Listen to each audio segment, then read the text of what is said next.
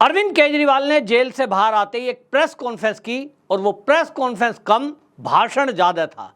उस भाषण में अरविंद केजरीवाल ने भारतीय जनता पार्टी के नेताओं के अंदर फूट डालने की कोशिश की, लेकिन मैं इस वीडियो में आपको बताऊंगा अरविंद केजरीवाल किस तरह अपनी इस प्रेस कॉन्फ्रेंस में उठाए गए सवालों में खुद गिर गए हैं और जो भारतीय जनता पार्टी और मोदी अमित शाह पर सवाल उठा रहा था, उस अरविंद केजरीवाल के बारे में अब लोग पूरे देश में हंसी उड़ा रहे हैं।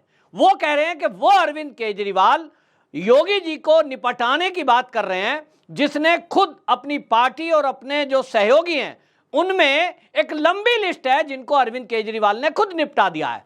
अरविंद केजरीवाल की जो विचारधारा है वो सोच रहा है वही भारतीय जनता पार्टी की विचारधारा होगी। वो सवाल उठा रहा है कि अगला प्रधानमंत्री कौन होगा, मोदी जी रिटायर होने वाले हैं तो उसके बाद पीएम कौन बनेगा। जबकि लोग पूछ रहे हैं कि अरविंद केजरीवाल जी आप ये बताइए कि दिल्ली का मुख्यमंत्री आपके दोबारा जेल जाने के बाद कौन होगा। तो अरविंद केजरीवाल पूरी तरह घिरे हुए हैं और उनको समझ नहीं आ रहा, उलझुल बातें कर रहे हैं। एक तरफ अरविंद केजरीवाल कहता है कि मोदी जी तानाशाह है, लेकिन दूसरी तरफ वही केजरीवाल ये कहते हैं कि मोदी जी 75 साल की उम्र में रिटायर हो जाएंगे और वो अमित शाह को प्रधानमंत्री बना देंगे। यहां तक की दावा अरविंद केजरीवाल कर रहे हैं कि मोदी जी इस बार जो वोट मांग रहे हैं वो तो अमित शाह के लिए मांग रहे हैं, क्योंकि मोदी जी की गारंटी तो है ही नहीं। वो तो 2 साल बाद हट जाएंगे और अमित शाह देश का प्रधानमंत्री होंगे। अब मोदी जी के बारे में इस तरह की बातें करके अरविंद केजरीवाल बुरी तरह फंसे हैं, क्योंकि या तो मोदी जी तानाशाह हैं, और अगर मोदी जी तानाशाह हैं तो वो रिटायर क्यों होंगे, वो जब तक जिंदा रहेंगे तब तक सत्ता में रहेंगे। तो अरविंद केजरीवाल कौन सा झूठ बोल रहे हैं, या मोदी जी तानाशाह हैं, अगर तानाशाह हैं तो वो रिटायर कैसे होंगे, जब तक जिंदा हैं खुद ही रहेंगे, सर्वा रहेंगे। और आप तो खुद कह रहे हो कि मोदी जी चाहते हैं कि वन नेशन वन नेता। ठीक है, अगर आपका विचार ऐसा है कि मोदी जी इस तरह के लोग हैं कि वो ये चाहते हैं कि एक देश में एक ही नेता रहना चाहिए, बाकी कोई नेता नहीं, तब फिर अमित शाह का नंबर कैसे आ रहा है, फिर मोदी जी कैसे प्रधानमंत्री रहेंगे। तो आप कह रहे हो 27 के बाद, मतलब दोगली बातें। एक तरफ आप कहते हो मोदी तानाशाह है, दूसरी तरफ आप कहते हो अमित शाह के लिए वो वोट मांग रहे हैं। एक तरफ आप कहते हो मोदी जी ने बड़े बड़े नेताओं को निपटा दिया, शिवराज सिंह चौहान का नाम ले रहे हो, फिर आप योगी जी का नाम ले रहे हो, लेकिन दूसरी तरफ आप ये बताने की कोशिश में ये भूल गए कि आपने अपनी पार्टी में अपनी साथियों के लिए क्या किया। मैं आपको बताऊंगा, जो अरविंद केजरीवाल के साथी कभी नहीं पूछते, पत्रकार वार्ता वो करता नहीं है, प्रेस कॉन्फ्रेंस का नाम जरूर रहता है लेकिन वो भाषण देते हैं। आपको याद होगा अरविंद केजरीवाल ने जब आम आदमी पार्टी बनाई, इसके पहले इंडिया अगेंस्ट करप्शन इस नाम का एक एनजीओ था, एक संगठन था, और उस संगठन को लेकर के अरविंद केजरीवाल चले थे देश की राजनीति में व्याप्त भ्रष्टाचार को मिटाने। लेकिन आज वही अरविंद केजरीवाल पूरी तरह राजनीति में इस कदर फंसे हैं कि जिन नेताओं का वो नाम पढ़ा करते थे मंच से कि अगर लोकपाल बिल आया तो ये नेता जेल के अंदर बंद होंगे, उसमें वो नाम लेते थे लालू प्रसाद यादव, सोनिया गांधी, शरद पवार, ममता बनर्जी। और आज आप देखिए कि वो ये कह रहे हैं कि ये जो नेता हैं मोदी जी अब 24 में अगर तीसरी बार प्रधानमंत्री बने तो उनको जेल में डाल देंगे। तो वो नाम फिर से वही बोलते हैं कि ममता बनर्जी को जेल में डाल देंगे, तेजस्वी यादव को जेल में डाल देंगे, शरद पवार को जेल में डाल देंगे। वो नाम ये केजरीवाल खुद जपा करते थे।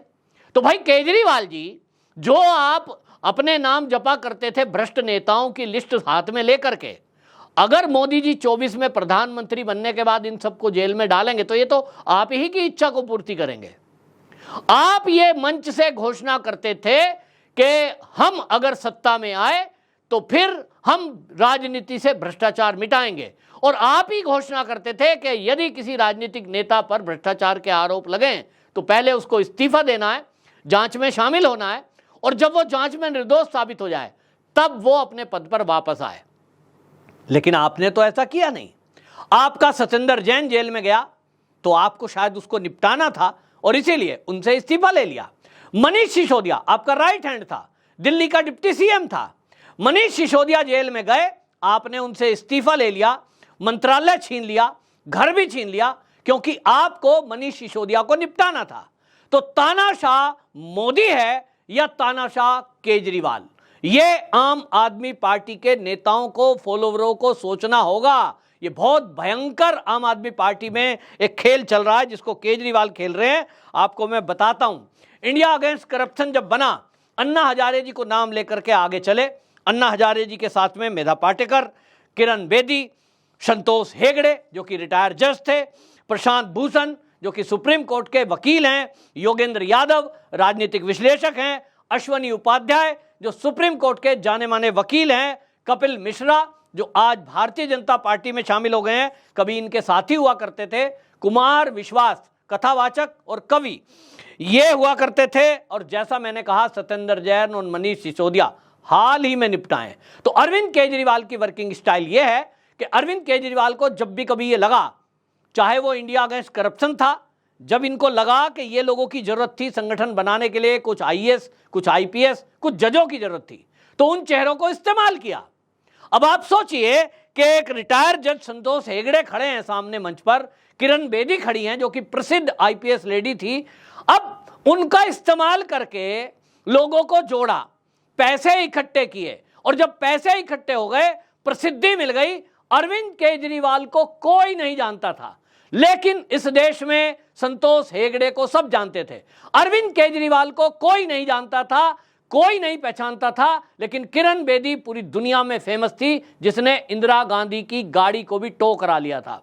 यहां इस देश में अरविंद केजरीवाल को कोई नहीं जानता था, लेकिन अन्ना हजारे को सब जानते थे, क्योंकि वो एक ऐसे समाज सेवी थे जो देश के हित में, वो एक ऐसे आंदोलनों को करते थे जो देश के हित के हों। लेकिन अरविंद केजरीवाल ने अन्ना हजारे, संतोष हेगड़े, किरण बेदी को इस्तेमाल किया, आगे रख के पीछे खुद खड़े रहे, और जब इनके पास पैसा और पावर आ गई, जब मीडिया की शक्ति आ गई, जब इनकी पहचान हो गई, इन सबको एक झटके में निपटा दिया। अरविंद केजरीवाल जी, निपटाना आपसे बेहतर कोई नहीं जानता है।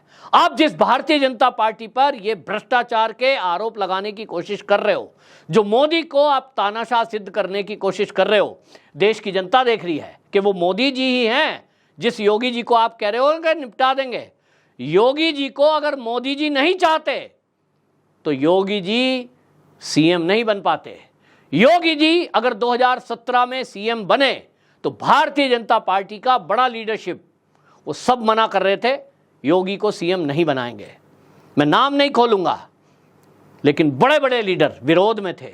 अगर कोई एक भारतीय जनता पार्टी का नेता अगर योगी को उत्तर प्रदेश का सीएम बनाने के लिए सबसे ज्यादा इच्छुक था, वो नाम है नरेंद्र मोदी।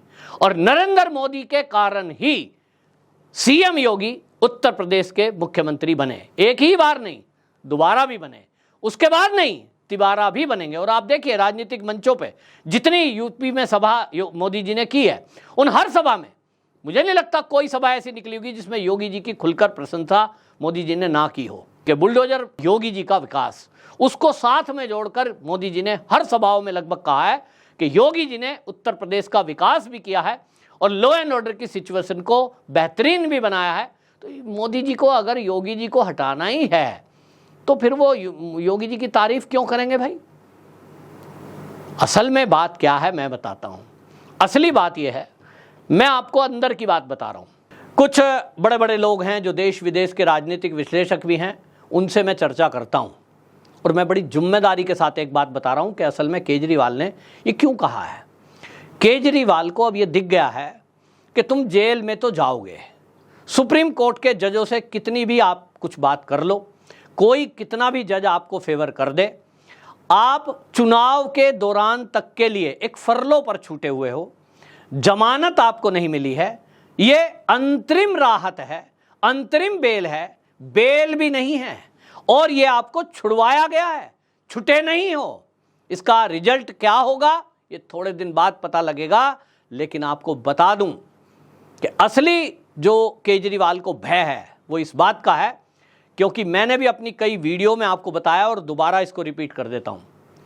अरविंद केजरीवाल जिस योगी जी के बारे में ये घोषणा कर रहे हैं कि मोदी जी इनको निपटा देंगे अगर 24 में पीएम बने, तो अरविंद केजरीवाल जी, मेरी बात ध्यान से सुन लो, पेन कागज लेके नोट कर लो, इस वीडियो को सेव कर लो, और मैं आपको आज डिक्लेयर कर रहा हूं, योगी आदित्यनाथ इस देश के गृह मंत्री बनने जा रहे हैं जब उत्तर प्रदेश का वो 27 का विधानसभा का चुनाव निपटा देंगे।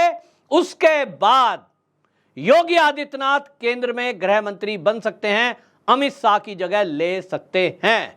और अगर ऐसा हुआ तो अमित शाह जी का जो वर्किंग स्टाइल है, आप देख रहे हैं, वो दिमाग से काम लेते हैं, ठंडे दिल से काम करते हैं।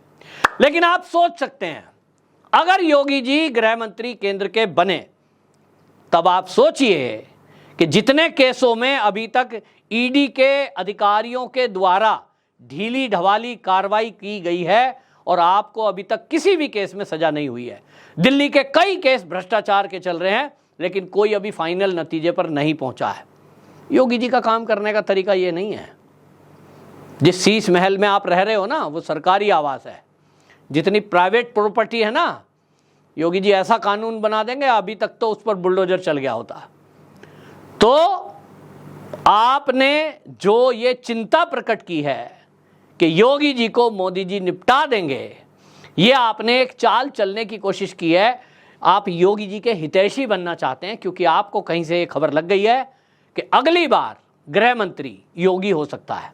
हवा ये भी चल रही है, और जैसा मैं भी कहता हूं, पूरे देश के अंदर एक मांग चल रही है कि इस देश में यदि प्रधानमंत्री कोई बनने योग्य है बीजेपी में, वो है योगी जी। योगी जी की डिमांड पूरे पंजाब में है, और पंजाब की गली गली में।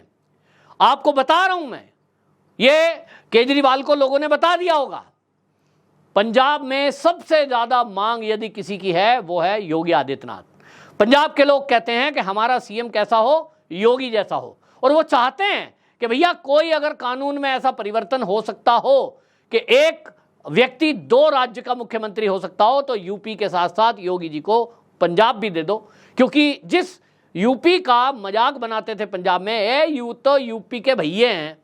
आज उस उत्तर प्रदेश का विकास भारत में गुजरात के बाद अगर मैं कहूं तो सबसे नंबर 1 पर दिखाई दे रहा है। $1 ट्रिलियन इकोनॉमी बनने जा रहा है। Highways, national ways, express ways, airports और industry, law and order number 1 पर है। ऐसा पंजाब में दूर दूर तक कहीं लोगों को दिखाई नहीं देता। और इसीलिए अरविंद केजरीवाल को जब ये हवा लगी है कि हो ना हो 29 में योगी जी पीएम बन जाएं या 27 में गृह मंत्री बन जाएं, तो फिर भाई ईडी और सीबीआई इन्हीं के अंडर आ जाएगी, फिर तो एनआईए इन्हीं के अंडर आ जाएगी। फिर क्या होगा? तो ये अभी से चापलूसी करने की कोशिश कर रहे हैं, जिससे कि ये बता सकें, योगी जी मैं तो आपका नाम ले रहा था, मैं तो आपकी चिंता कर रहा था, मुझे तो आप जो कहो मैं करने को तैयार हूँ। तो खैर, अरविंद केजरीवाल का झूठ उजागर हो चुका है। अरविंद केजरीवाल मोदी जी को कितना भी डिक्टेटर बताने की कोशिश करे, देश की जनता जानती है कि भारतीय जनता पार्टी में इस तरह से किसी भी नेता को अलग नहीं किया जाता। और अमित शाह जी ने इस बात का करारा जवाब दे भी दिया। उन्होंने अलग से एक प्रेस कॉन्फ्रेंस करके ये उत्तर दे दिया कि भारतीय जनता पार्टी में इस तरह का कोई ऐसा कानून नहीं है कि 75 साल की उम्र में रिटायर कर दिया जाएगा किसी को। ये अरविंद केजरीवाल अफवाह कितनी भी फैला दें, जनता को झूठ बोलकर बरगला नहीं सकते। आपकी क्या राय है? कमेंट बॉक्स में जरूर बताएं। वंदे मातरम।